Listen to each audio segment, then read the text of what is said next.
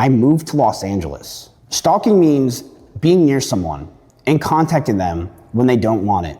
For most of the year after we ended it, I was on another continent and then in another state. I put distance between us deliberately. More than once, one of my close friends, the house was very small and I opened the door. I want to make it very clear I was not following her, was near her, but I was never following her. The specific incident she calls stalking is a party. Here's how she described it on her own stream from the certified transcript she filed herself.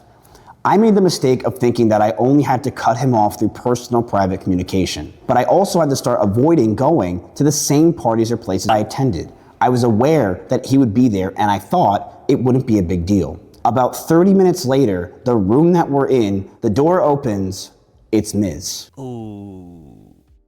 That is the entirety of her stalking. No sign that you want them to stop is not the same as being stalked. In her own words, she was aware that I would be there and chose to attend the same party.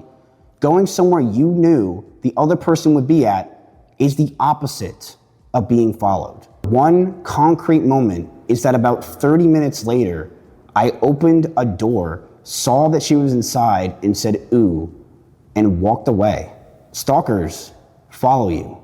They don't open a door at your friend's party and walk away. If I was stalking her, I would be the worst stalker on the planet.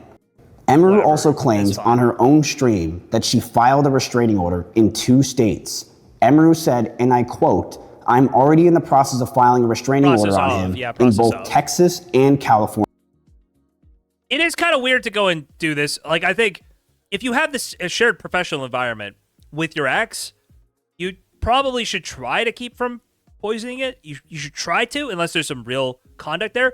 The weird thing is I think here's the weird thing about this allegation for me. I think there's some pretty damning conduct on Mrs. part that he would need to apologize for and account for, right? But it is not the sexual assault allegation. And somehow that became the star of the show in terms of her stream.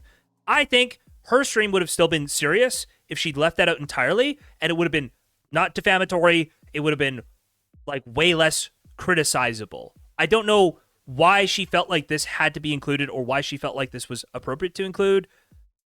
It feels like it's inappropriate to include. And the stalking? Well, I personally don't think it's defamation to call it stalking when somebody messages you that many times. If you, I think the response would be just block them. Why didn't you block them?